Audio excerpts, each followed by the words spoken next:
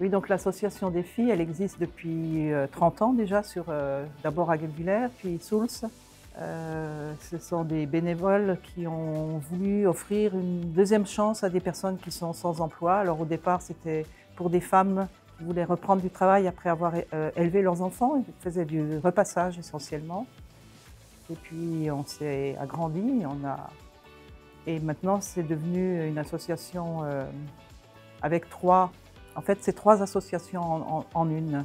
On a Défi Ressourcerie, la dernière, qui est maintenant la plus importante, Défi Pro et Défi Emploi. Alors ça, c'est très important de savoir qu'on est connu pour le travail qu'on fait, qu'on essaye oui, de faire, en fait, de redonner un petit peu de l'aisance, un petit peu du travail évidemment, mais c'est pas le but premier. On essaye vraiment que les personnes puissent se reconstruire avant de pouvoir chercher vraiment un travail. Et de savoir qu'on est connu comme ça sur la place parce qu'on n'a pas postulé, c'est quand même c'est une belle fierté. On lance un nouveau projet là très important, c'est l'imprimante 3D.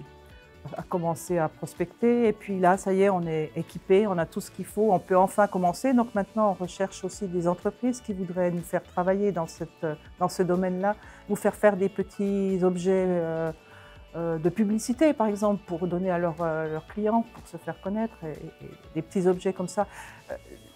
L'anecdote qui a été un peu drôle, c'est on a un monsieur qui a une belle moto, une ancienne comme ça, il lui manquait une petite pièce dans son moteur, là, il nous l'a fait faire avec l'imprimante 3D, et puis voilà, ça marche.